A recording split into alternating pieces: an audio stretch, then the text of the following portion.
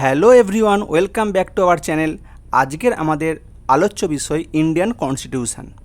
যে কোনো চাকরির পরীক্ষাতেই কনস্টিটিউশন পার্টটা কিন্তু অত্যন্ত ভাইটাল একটা পার্ট। এখান থেকে তোমরা প্রচুর প্রশ্ন কমন পাবে এবং এই প্রশ্নগুলো তোমরা কিন্তু খুব সহজেই উত্তর করে আসতে পারবে।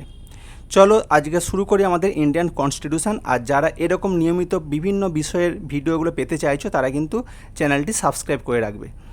আজকের প্রথম প্রশ্ন: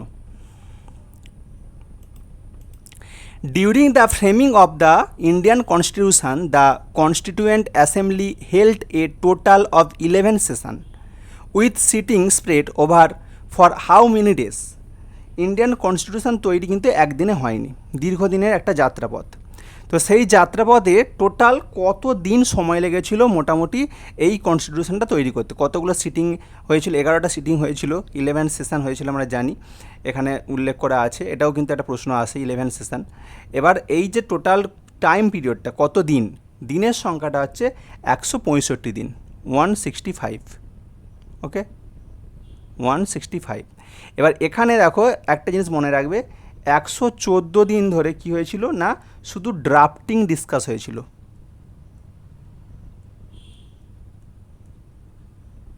ড্রাফটিং ডিসকাস হয়েছিল 114 দিন, আর টোটাল সিটিংয়ের সময় লেগেছিল 165 দিন। The Indian constitution has established, কীরকমভাবে এস্টাবলিশ হয়েছে আমাদের কনস্টিটিউশনটা? না, আমাদের হচ্ছে ইন্ডিপেন্ডেন্ট জুডিশিয়ারি। এখানে যে কনস্টিটিউশনে আমাদের চারটে যে বৈশিষ্ট্যগুলো এখানে অপশান হিসাবে দেওয়া আছে, এখানে আমাদের হচ্ছে মূল যে ব্যাপারটা রয়েছে সেটা হচ্ছে কি, ইন্ডিপেন্ডেন্ট জুডিশিয়ারি সিস্টেম। আমাদের দেশের বিচার ব্যবস্থা কিন্তু সম্পূর্ণভাবে আলাদা, মানে এখানে কিন্তু আমাদের আইন বিভাগ, শাসন বিভাগের সঙ্গে এর কোনো রিলেশান কিন্তু নেই। ঠিক আছে, এবার এই যে ইন্ডিপেন্ডেন্ট জুডিশিয়ারি সিস্টেম, এটা হচ্ছে আমাদের সংবিধানের ডিপিএসপি বলে একটা কথা রয়েছে, নাম অনেকেই শুনেছ, কি? Directive principle of state policy. এই ডিপিএসপির আন্ডারে আর্টিকেল নাম্বার 50 নম্বর আর্টিকেলে উল্লেখ করে দেওয়া আছে যে ভারতের বিচার ব্যবস্থা আইন এবং শাসন বিভাগ থেকে সম্পূর্ণ রকমভাবে আলাদা থাকবে। তাহলে হচ্ছে ইন্ডিপেন্ডেন্ট জুডিশিয়ারি সিস্টেম, এটাই হচ্ছে আমাদের কনস্টিটিউশনের একটা গুরুত্বপূর্ণ একটা part. 3 number: Who among the following, while praising the amending feature of the Indian Constitution, said that this variety in the amending process is wise but a rarely found? কে বলেছে? কার বক্তব্য এটা? এটার বক্তব্য আছে কেসি ওয়ার। খুব ইম্পর্ট্যান্ট একটা কিন্তু প্রশ্ন, কেসি ওয়ার।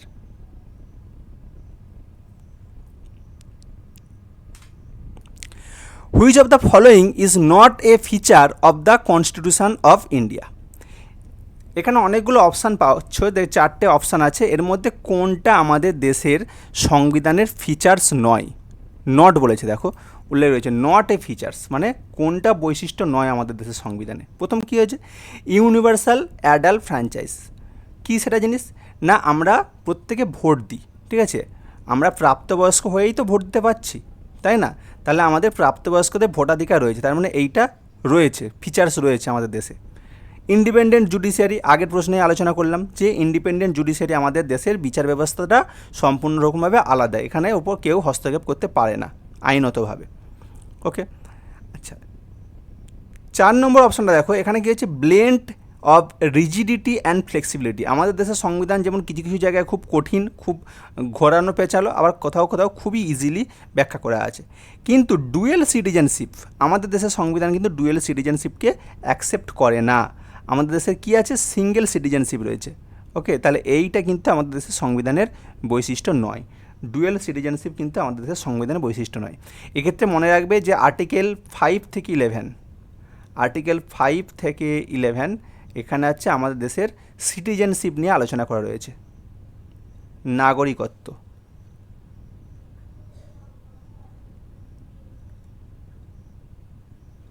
নাগরিকত্ব নিয়ে আলোচনা রয়েছে আর্টিকেল নাম্বার 5 থেকে 11 মধ্যে।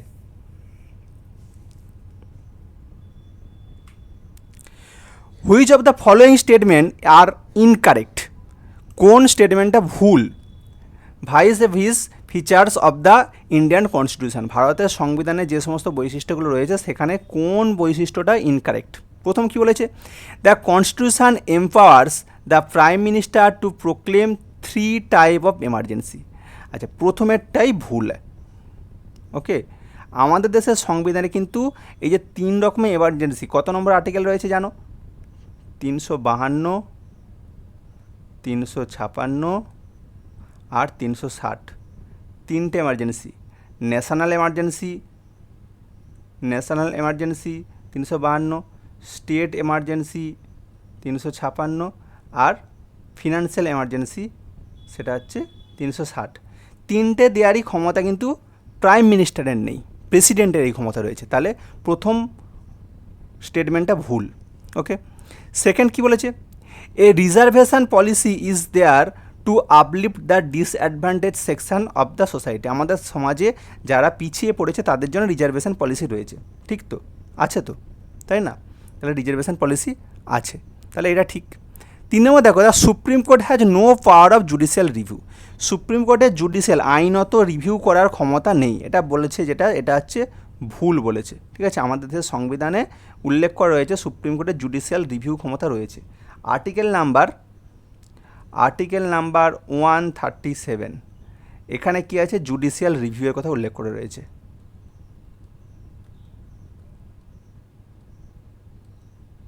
আর্টিকেল নাম্বার 137-এ জুডিশিয়াল রিভিউয়ের কথা উল্লেখ রয়েছে।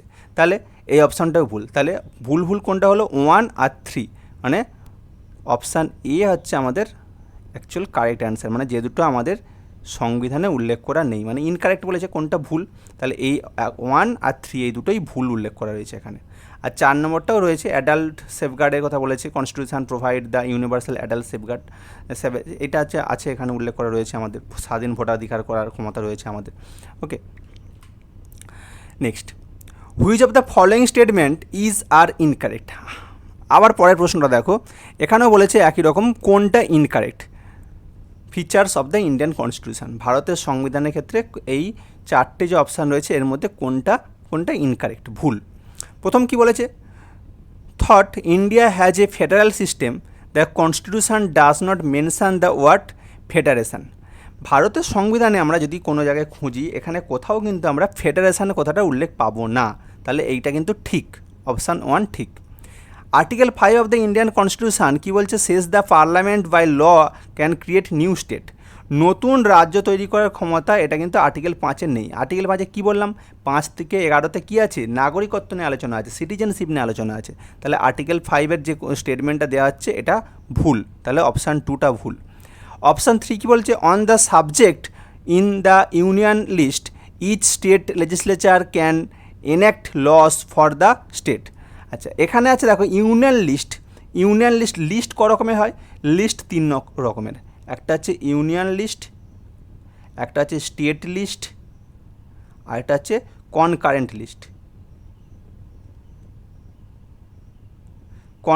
লিস্ট। এই যে 3টে লিস্টের মধ্যে ইউনিয়ন লিস্টের আইন তৈরি করার ক্ষমতা ইউনিয়নের আছে, ইউনিয়ন মানে এখানে লোকসভা রাজ্যসভা রয়েছে, ঠিক আছে, মানে পার্লামেন্টে রয়েছে সোজা কথা। আর স্টেটের ক্ষেত্রে স্টেট লেজিসলেচার যেগুলো রয়েছে, মানে রাজ্য বিধানসভার ক্ষমতা রয়েছে। আর কনকারেন্ট লিস্টের যে সমস্ত বিষয়গুলো রয়েছে সেখানে আইন তৈরি করার ক্ষমতা এই পার্লামেন্টের রয়েছে, মানে পার্লামেন্টেরও রয়েছে, আর হচ্ছে বিধানসভারও রয়েছে। এই দুজনেরই ক্ষমতা রয়েছে কোথায়, কনকারেন্ট লিস্টের ক্ষেত্রে। তাহলে তোমার অপশান কি বলেছে এখানে, যে ইউনিয়ন লিস্টে যে সমস্ত বিষয়গুলো রয়েছে সেখানে স্টেট লেজিসলেচার মানে রাজ্য আইনসভা আইন তৈরি করতে পারবে, এটা কি ঠিক? তাহলে ঠিক নয়, কারণ রাজ্য আইনসভা তো শুধু রাজ্যের ক্ষেত্রে আইন তৈরি করতে পারবে, আর কনকারেন্ট লিস্টে যেটা আছে সেই আইন তৈরি করতে পারবে, কিন্তু ইউনিয়ন লিস্টের আইন কে তৈরি করে, পার্লামেন্ট করবে। তাহলে এই অপশান অনুযায়ী আমাদের স্টেটমেন্ট 3টা ভুল। আর both the parliament and state legislature can pass laws on the subject of concurrent list, একটু আগে বললাম। তাহলে কনকারেন্ট লিস্টের উপর যে সমস্ত বিষয়গুলো রয়েছে সেইগুলোতে আইন তৈরি করার ক্ষমতা পার্লামেন্টেরও যেমন রয়েছে, বিধানসভারও তেমন রয়েছে। তাহলে অপশান অনুযায়ী 2 আর 3 হচ্ছে আমাদের ভুল।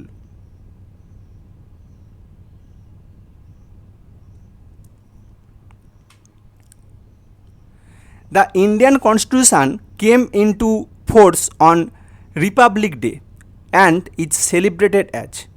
রিপাবলিক ডে কবে সেলিব্রেট করা হয়? 26শে জানুয়ারি 1950। প্রথম রিপাবলিক ডে এই দিন পালন হচ্ছে এবং এরপর থেকে আমরা প্রতি বছর 26শে জানুয়ারি রিপাবলিক ডে পালন করে আসছি আমরা। এখন দেখো এই যে রিপাবলিক ডে 26শে জানুয়ারি কেন হচ্ছে? এই দিন থেকে আমাদের সংবিধান কার্যকর হচ্ছে, ইন্ডিয়ান কনস্টিটিউশন চালু হচ্ছে, এই যে Indian constitution came into force. Okay, আচ্ছা এবার দেখো এই কনস্টিটিউশন তাহলে আরেকটা প্রশ্ন আছে, গৃহীত হচ্ছে কবে? এইটা হচ্ছে চালু হচ্ছে, চালু হচ্ছে কবে না 26 জানুয়ারি 1950।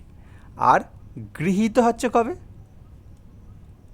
গৃহীত হচ্ছে 26 নভেম্বর 1949। ওকে, দুটোই ইম্পর্ট্যান্ট প্রশ্ন কিন্তু। সংবিধান কবে গৃহীত হচ্ছে আর সংবিধান কবে চালু হচ্ছে?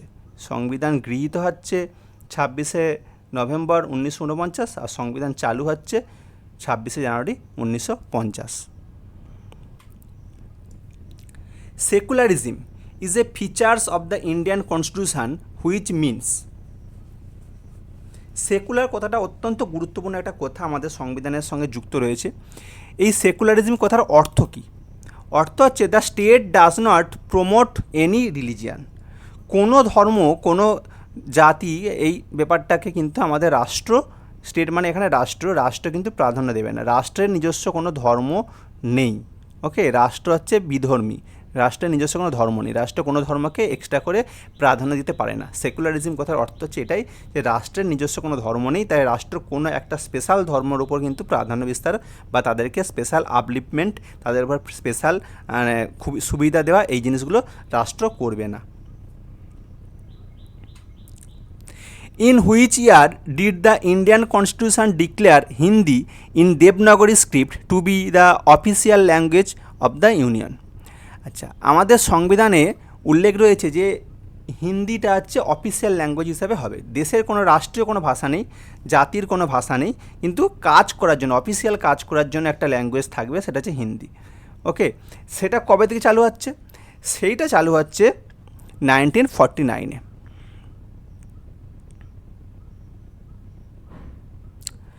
আর্টিকেল, একটা নতুন আর্টিকেল তৈরি করা হয় এই সময়। আর্টিকেলের নাম্বার কত? আর্টিকেল 343, তার সাব আর্টিকেল 1। এখানে বলা হচ্ছে হিন্দিকে হচ্ছে কি অফিসিয়াল ল্যাঙ্গুয়েজ হিসাবে স্বীকৃতি দেওয়া হবে। আর্টিকেলগুলো কিন্তু মনে রাখবে ভালো করে।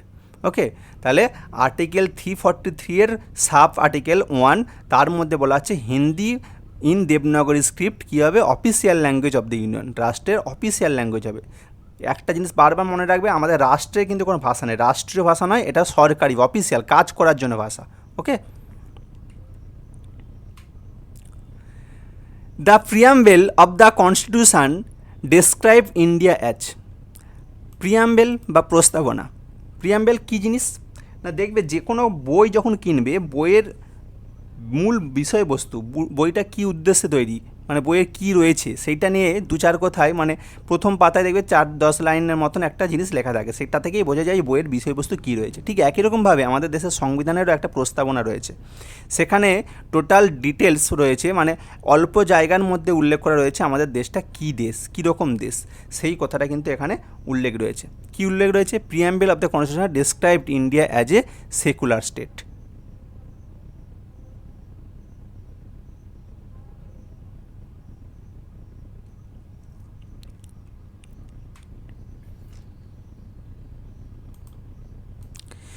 Which of the following word sequences is correct as per the preamble of the constitution?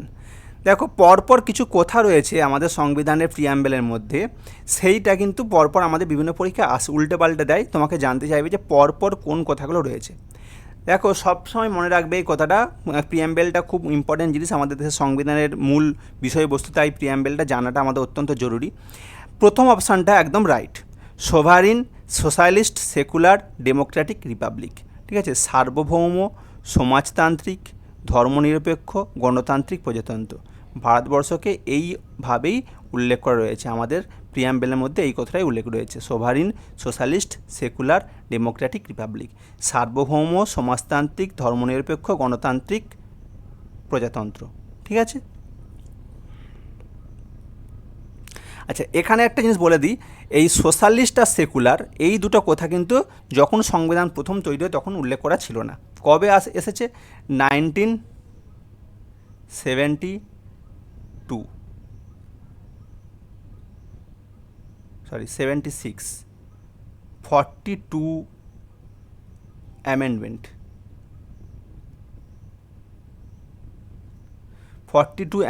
1976-এ এই সোভারিন, সোশ্যালিস্ট, সেকুলার, ডেমোক্রেটিক রিপাবলিকের দুটো শব্দ সোশ্যালিস্ট আর সেকুলার এই দুটোকে যুক্ত করা হয়েছে, সোশ্যালিস্ট আর সেকুলার। ওকে, এই দুটো শব্দকে যুক্ত করা হয়েছে। আগে কি ছিল? Sovereign Democratic Republic. পরে 76 সালের 42তম সংশোধনীর মাধ্যমে এই দুটো শব্দকে নতুন করে যোগ করে দেওয়া হয়েছে প্রিয়াম্বেলের সঙ্গে। প্রশ্ন একটা আসে সেখানে যে প্রথম আমাদের দেশে প্রিয়াম্বেল কবে সংশোধন করা হচ্ছে, সেটাও কিন্তু উত্তর হবে 1976। 1976 সালে আমাদের দেশের সংবিধানকে সংশোধন করা হয়েছিল এবং এই একবারই সংশোধন হয়েছে প্রিয়াম্বেল, সেটা হচ্ছে 1976-এ। In which of the following years was the national anthem adopted in its Hindi version by the Constitution Assembly? সংবিধান সভা আমাদের দেশের জাতীয় অ্যানথেম, ঠিক আছে, জাতীয় স্রোত, এটাকে কবে গৃহীত করছে, কবে হিন্দি ভার্সানে গৃহীত করছে? গৃহীত হচ্ছে কবে? ন্যাশনাল অ্যানথেম গৃহীত হচ্ছে 1950, 1950 সালে। ডেটটাও মনে রেখে দেবে, 24 জানুয়ারি, 24শে জানুয়ারি 1950 সালে ন্যাশনাল অ্যানথেম হিন্দি ভার্সানে গৃহীত হচ্ছে। ন্যাশনাল অ্যানথেম কোনটা? জনগণ মন অধি।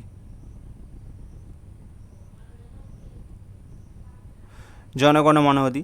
আচ্ছা, এটা প্রথম কবে গাওয়া হয়েছিল? 1911 সালে প্রথম গাওয়া হয়েছিল। কোথায়? কলকাতাতে। কলকাতাতে প্রথম গাওয়া হয়েছিল জাতীয় কংগ্রেসের অধিবেশনে। জাতীয় কংগ্রেস অধিবেশন। জাতীয় কংগ্রেস অধিবেশন কলকাতা 1911 সালে প্রথম জনগণ মন অধি গাওয়া হয়। রবীন্দ্রনাথ ঠাকুরের লেখা তোমরা সবাই জানো। আর এটা আমাদের দেশের ন্যাশনাল অ্যানথেম হিসাবে গৃহীত হচ্ছে কবে? 24শে জানুয়ারি 1950-তে।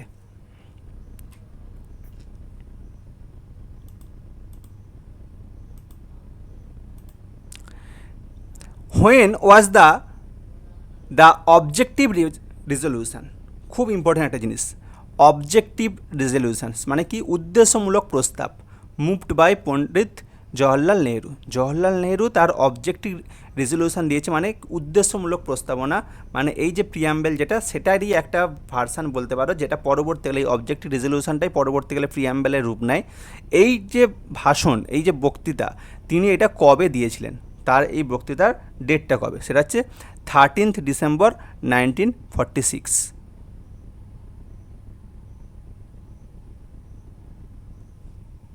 ওকে, আর এই যে অবজেক্টিভ রেজলিউশন, এটা হচ্ছে আমাদের দেশের সংবিধানে প্রিয়াম্বেলে যুক্ত হচ্ছে কবে, বা কনস্টিটিউশনে প্রিয়াম্বেলে গ্রহণ করা হচ্ছে কবে, সেটা হচ্ছে 22 জানুয়ারি 1947। এই দিনে কী হচ্ছে? প্রিয়াম্বেলটাকে প্রিয়াম্বেল গৃহীত হচ্ছে, প্রিয়াম্বেল গৃহীত হচ্ছে, যেটা অবজেক্টিভ রেজলিউশন সেটারই পরবর্তীকালে নতুন রূপ হচ্ছে প্রিয়াম্বেল। এবং সেটা কবে গৃহীত হচ্ছে কনস্টিটিউশনে? 22 জানুয়ারি 1947-এ। Which of the following is not basic features of the Indian constitution? আমাদের সংবিধানের কিছু বেসিক ফিচার্স রয়েছে, মানে যেগুলো একদম সাধারণ বৈশিষ্ট্য। এই সাধারণ বৈশিষ্ট্যগুলোর এই যে 4টে অপশান রয়েছে, এর মধ্যে কোনটা সেই সাধারণ বেসিক ফিচার্সের মধ্যে পড়ে না? ঠিক আছে, নট বলেছে, নট এ বেসিক ফিচার্স। ওকে, এই নট কথাটা ভালো করে দেখবে, প্রশ্ন যখন পড়বে তখন ভালো করে উত্তর কী বলেছে, কী জানতে চাইছে সেটা দেখবে। দেখো, প্রথম হচ্ছে পার্লামেন্টারি সিস্টেম। আমাদের দেশের সংবিধানে পার্লামেন্ট তো রয়েছে, লোকসভা রাজ্যসভা রয়েছে, পার্লামেন্টারি সিস্টেম, তাহলে এটা রয়েছে, ঠিক আছে, এটা বেসিক ফিচার্স রয়েছে। আচ্ছা, blend of rigidity and flexibility, এটাও রয়েছে। কোথাও কোথাও আমাদের দেশের সংবিধান বেশ কঠিন কঠোর, আর কোথাও কোথাও বড্ড ইজি, ঠিক আছে। লেন্দিয়েস্ট রিটেন কনস্টিটিউশন, ঠিক আছে, এটাও ঠিক, আমাদের দেশের সংবিধান সব থেকে বড় লিখিত সংবিধান।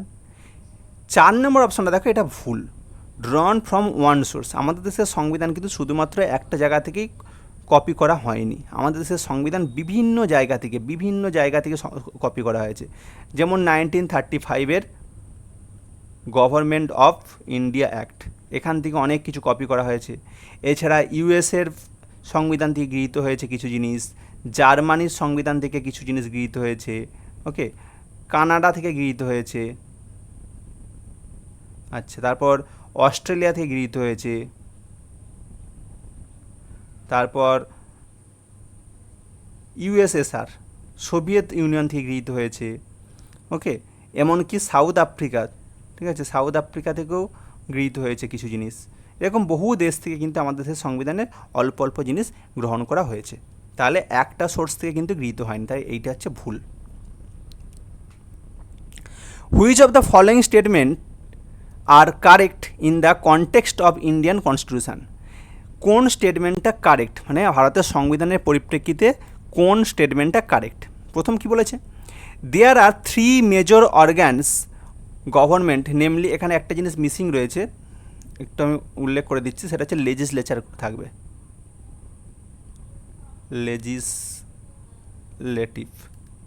Legislative, executive, judiciary. দেখো, আমাদের দেশের 3টে মেজর অর্গানই রয়েছে, একটা আইনসভা, লেজিসলেটিভ যারা আইন তৈরি করে, এক্সিকিউটিভ কী করে না এই আইনটাকে কার্যকর করে, বাস্তবে রূপায়ণ করে, আর জুডিশিয়ারি যারা বিচার করে।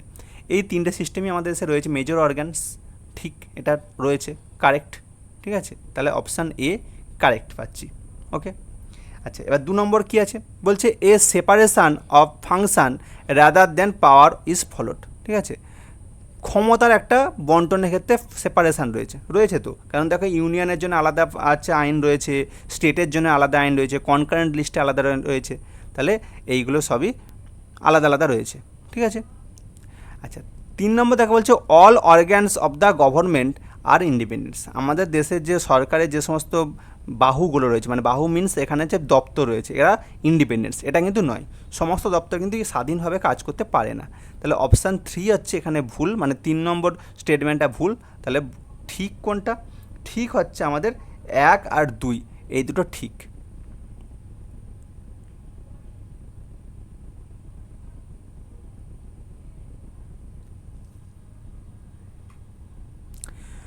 Who called the preamble of the Indian Constitution the political horoscope of our Constitution?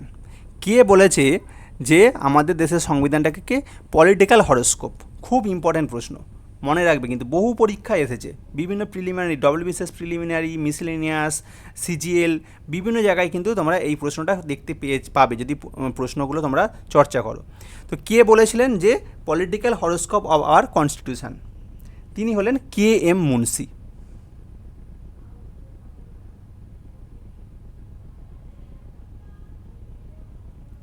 ওকে, আচ্ছা, আর একটা জিনিস মনে রাখবে, প্রশ্ন আসে, সেটা হচ্ছে identity card of the constitution. লিখে দিচ্ছি আমি,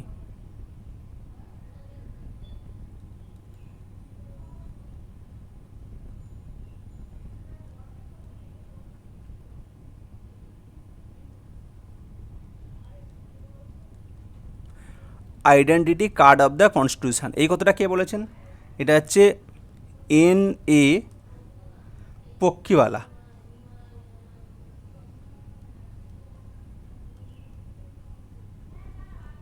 ঠিক আছে।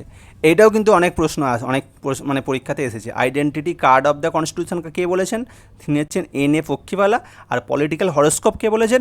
Doctor KM Munshi. ওকে, দুটো প্রশ্ন কিন্তু এখান থেকে বলে দিলাম।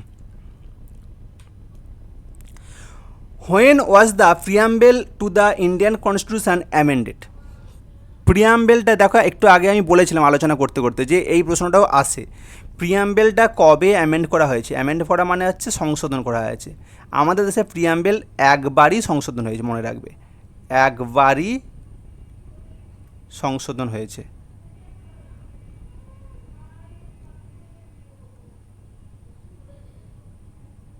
ওকে, কবে হয়েছে সেটা?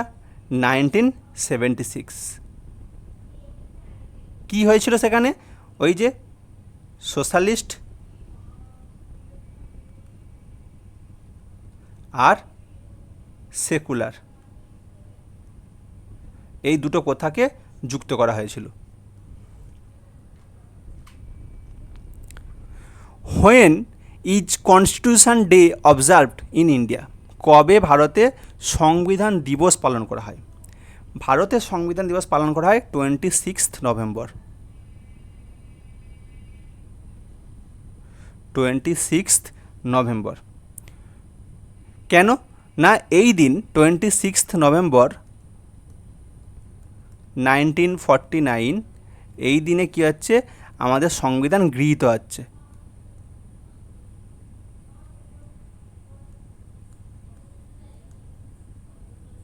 আমাদের সংবিধান গৃহীত হয় 26 নভেম্বর। ওকে, তো সেই জন্য এই দিনটাকে আমরা কনস্টিটিউশন ডে হিসাবে পালন করে থাকি।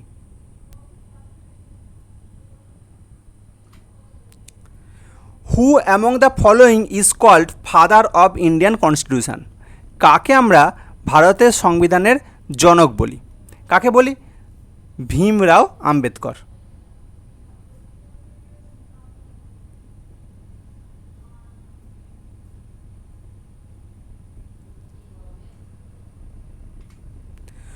হু was the designer of Indian national flag?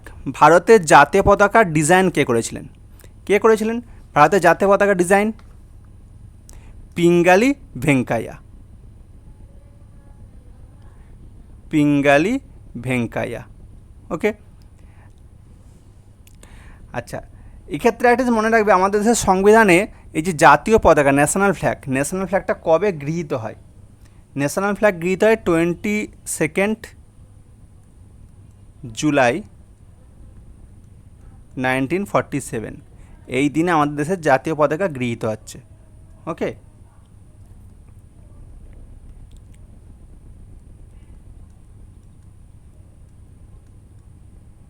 National flag adopt করা হচ্ছে কবে? 22 জুলাই 1947।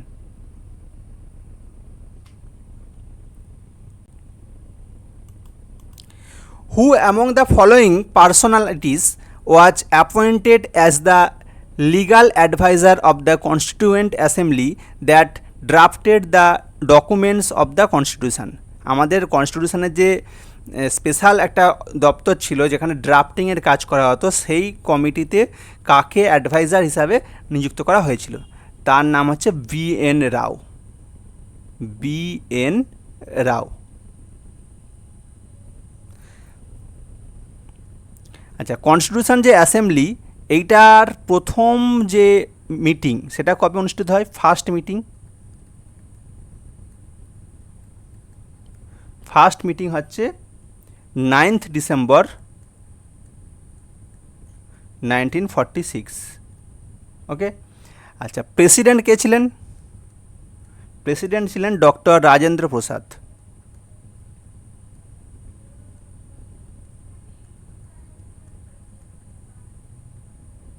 আর ভাইস প্রেসিডেন্ট কে ছিলেন?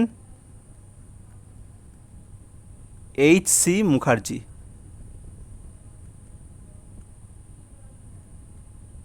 ওকে, এইগুলোও কিন্তু প্রশ্ন আসে, তাই এগুলো মনে রাখবে কিন্তু প্রত্যেকে। প্রেসিডেন্ট আছে রাজেন্দ্র প্রসাদ, আর হচ্ছে ভাইস প্রেসিডেন্ট এইচ.সি. মুখার্জি।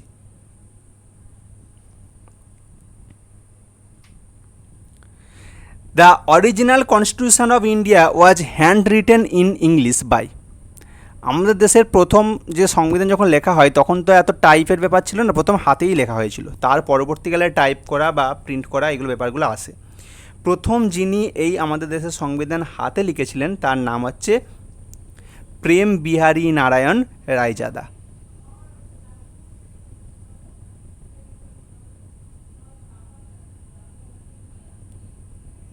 ওকে, আচ্ছা, তিনি যে লিখেছিলেন কনস্টিটিউশনটা, তখন মোট 251 পাতা লেগেছিল, 251 পেজ তিনি লিখেছিলেন, এবং টোটাল ওয়ার্ডের সংখ্যা ছিল 1,17,369।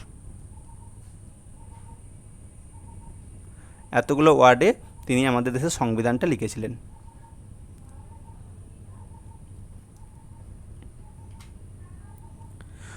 হু among the following personalities was the chief draftsman of the Constituent Assembly that drafted the documents of the Constitution?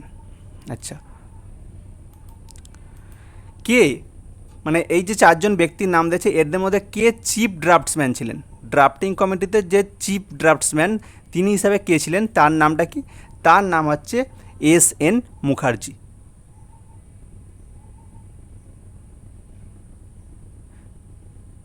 ড্রাফটিংয়ের কাজগুলো, ডকুমেন্টসের কাজগুলো তিনি করতেন। কিন্তু ড্রাফটিং কমিটির চেয়ারম্যান যদি জিজ্ঞাসা করে, যদি বলে chairman of drafting committee,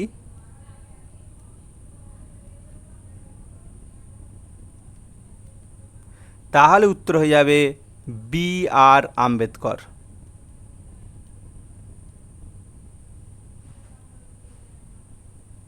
okay. Who among the following wrote the calligraphic style in the Hindi version of the original Indian Constitution? কে হিন্দি ভার্সানে এই ইন্ডিয়ান কনস্টিটিউশনে রচনা করেন? প্রথমে তো ইংলিশ হলো, তারপরে হিন্দি ভার্সানে কে রচনা করেছিলেন? তার নাম কি? তার নাম হচ্ছে বসন্ত কৃষ্ণ বৈদ্য।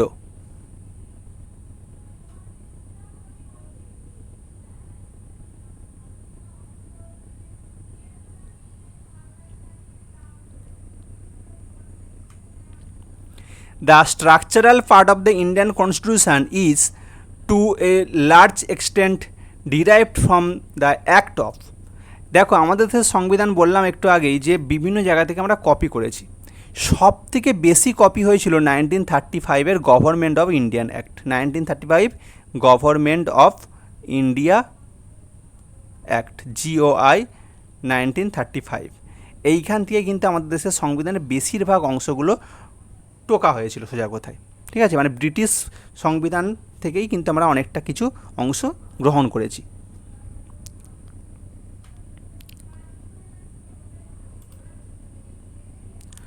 Which is not a unitary features of the constitution of India? কোনটা ইউনিটারি ফিচার্স নয়? নট এ ইউনিটারি ফিচার্স কোনটা নয়? প্রথম কী আছে দেখো, বাইক্যামেরালিজম, দ্বিকক্ষ বিশিষ্ট আইনসভা। দেখো, আমাদের দেশে কিন্তু দ্বিকক্ষ বিশিষ্ট আইনসভা, বাইক্যামেরালিজম লেজিসলেচার, এই কথাটা কিন্তু এখন উল্লেখ নেই। আমাদের দেশের কেন্দ্রীয় একটা আলাদা আইনসভা রয়েছে, তার দুটো কক্ষ রয়েছে। রাজ্য আইনসভা রয়েছে, তার একটা কক্ষ, কোথাও দুটো কক্ষ রয়েছে। কিন্তু এই বাইক্যামেরাল লেজিসলেচার সিস্টেমটা এটা ব্রিটিশ আমলে ছিল। ঠিক আছে, ইউনিটারি ফিচার্সের মধ্যে আমাদের দেশের কনস্টিটিউশনের মধ্যে কিন্তু এই ফিচার্সটার কথা কোথাও উল্লেখ করা নেই। ওকে, তাহলে এইটি হচ্ছে আমাদের উত্তর। Which of the following is not a federal features of the Indian constitution? দেখো, ফেডারেল ফিচার্স, ফেডারেল মানে কি? ফেডারেল মানে যুক্তরাষ্ট্র কাঠামো। ঠিক আছে, এই যে চারটে জিনিসের কথা রয়েছে, এখানে কোনটা বলছে নট এ ফেডারেল ফিচার্স, মানে যুক্তরাষ্ট্র কাঠামোর যে বৈশিষ্ট্যগুলো থাকা দরকার তার মধ্যে কোন অপশানটা এখানে আমাদের নেই? সেটা হচ্ছে দেখো, অল ইন্ডিয়া সার্ভিস। ঠিক আছে, অল ইন্ডিয়া সার্ভিসের ব্যাপারটা এটা কিন্তু ফেডারেল সিস্টেমের মধ্যে পড়ে না। ঠিক আছে, অল ইন্ডিয়া সার্ভিসের কথাটা ফেডারেল সিস্টেমের মধ্যে পড়ে না। এখন ফেডারেল সিস্টেমটা কী সেটাকে জানতে হবে। মানে ফেডারেল স্ট্রাকচার হচ্ছে এমন একটা জিনিস যেখানে কেন্দ্র আর রাজ্য, ঠিক আছে, কেন্দ্র আর রাজ্য দুজনেই যৌথভাবে সমস্ত কাজ করবে। ক্লিয়ার? আর ইউনিটারি সিস্টেম মানে কি? ইউনিটারি সিস্টেম মানে কেন্দ্রের উপর বেশি জোর দেওয়া হবে। ক্লিয়ার? এবার দেখো, আমাদের দেশের সংবিধানে কিন্তু রাজ্য আর কেন্দ্র সমান গুরুত্ব পায় কি? পায় না। দেখো, আমাদের দেশের সংবিধানে কিছু কিছু ক্ষেত্রে রাজ্যকে সুযোগ দেওয়া হয়েছে ঠিকই, কিন্তু কেন্দ্রই বেশি সুযোগ সুবিধা ভোগ করে। মানে যে কোনো আইন তৈরি করার ক্ষেত্রে বলো, যা কিছু করার ক্ষেত্রে বলো, কেন্দ্রের আইনটাই কিন্তু শেষ পর্যন্ত বেশি গৃহীত হয়। তার মানে আমাদের দেশটা যুক্তরাষ্ট্রীয় দেশ বলা হচ্ছে, অনেকটা ফেডারেল স্ট্রাকচার বলা হচ্ছে, কিন্তু আমাদের দেশের সংবিধানে অনেকটা ইউনিটারি সিস্টেমটাকে গ্রহণ করে। মানে আমাদের দেশের সংবিধান বেশিরভাগ ক্ষেত্রে দেখা যাচ্ছে কি কেন্দ্রকে প্রাধান্য দেয়। তাই আমাদের দেশের সংবিধানকে বলা হয় quasi federal system. Quasi federal system.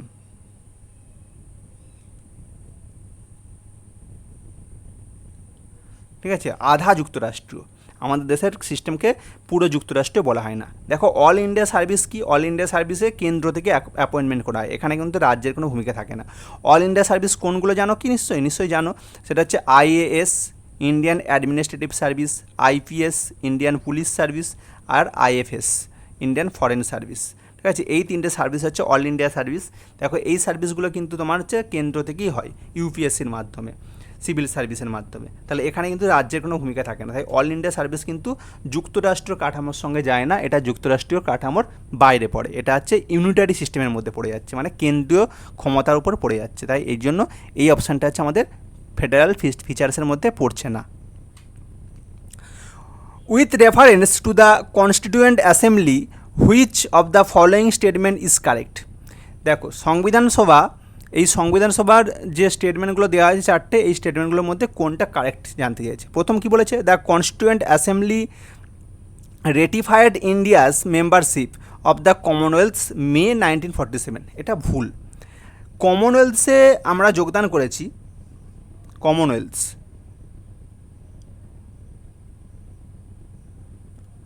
কমনওয়েলথে আমরা যোগদান করেছি 1949 মে মাসে। তাহলে সেই অনুযায়ী এটা ভুল। ফলোয়িং স্টেটমেন্টস, কোন স্টেটমেন্টটা ভুল হলো? তাহলে অপশান এ। এবার পরেরটা দেখো, মানে আমাকে জানতে চাইছে কারেক্ট অপশান জানতে চাইছে। পরেরটা কি বলেছে? The constituent assembly adopted national anthem January 1950। দেখো আমাদের দেশের সংবিধান ন্যাশনাল অ্যানথেম তো গৃহীত করেছিল 1950 সালে। কবে? একটু আগে বলেছি, 24 জানুয়ারি। ঠিক আছে, 24 জানুয়ারি গৃহীত করেছে, তাহলে অপশান 2 হচ্ছে কারেক্ট। ঠিক আছে, অপশান 3 দেখো, the constituent assembly adopted national song January 1948। এটাও ভুল। যেই দিনে ন্যাশনাল অ্যানথেম গৃহীত হয়েছে সেই দিনেই ন্যাশনাল সং গৃহীত হয়েছে, মানে 24 জানুয়ারি 1950 এই দিনেই ন্যাশনাল অ্যানথেমও গৃহীত হয়েছে, ন্যাশনাল সংও গৃহীত হয়েছে। তাহলে অপশান 3 ভুল, সিটা ভুল হয়ে গেল। আর ডি কী বলেছে? The constituent assembly adopted national flag July 1948। এটাও ভুল। কবে হয়েছিল? বললাম 22 জুলাই, ঠিকই বলেছে 22 জুলাই, মানে জুলাই মাসেই, কিন্তু সেটা সালটা কত? 1947 হবে। তাহলে সেই অনুযায়ী এটাও ভুল। তাহলে ঠিক কোনটা হলো? বিএডটা ঠিক, জানুয়ারি 1950-তে ন্যাশনাল অ্যানথেম গৃহীত হয়েছে। How many female members were part of the Constituent Assembly that framed the Constitution of India? আমাদের দেশের সংবিধান যখন ফ্রেমিং করা হচ্ছে, তৈরি করা হচ্ছে, তখন যে মেম্বাররা ছিলেন তাদের মধ্যে কতজন মহিলা সদস্য ছিলেন? সংখ্যাটা হচ্ছে 15 জন। খুব ইম্পর্ট্যান্ট প্রশ্ন।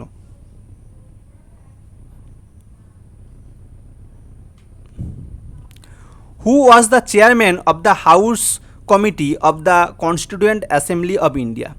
কনস্টিটিউয়েন্ট অ্যাসেম্বলির হাউস কমিটির চেয়ারম্যান কে ছিলেন? তার নাম কি? তার নাম হচ্ছে বি পট্টভি সীতারামাইয়া। বি পট্টভি সীতারাম্মা, ইনি আছেন হাউস কমিটির চেয়ারম্যান ছিলেন। ঠিক আছে, কবে? 1922-তে।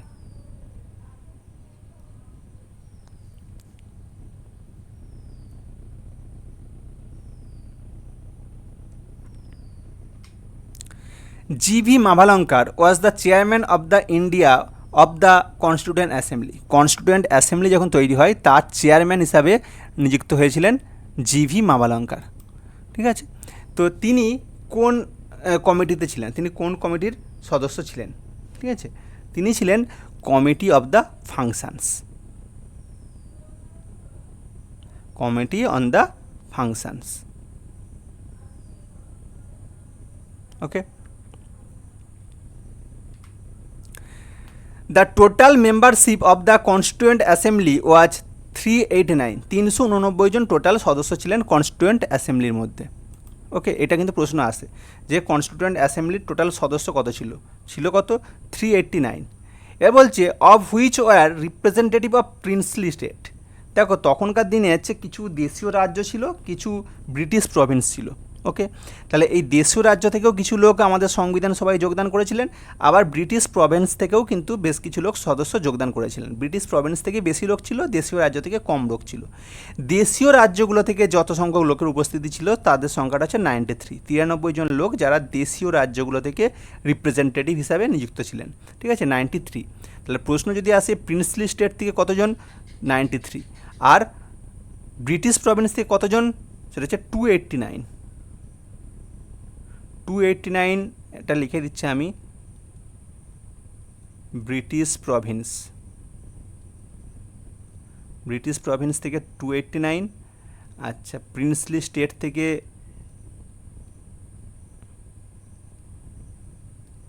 93, আর কিছু ইউনিয়ন টেরিটরিজের মতন জায়গা ছিল, ঠিক আছে, ব্রিটিশ টেরিটরিজ ছিল, সেইখান থেকে 4 জন।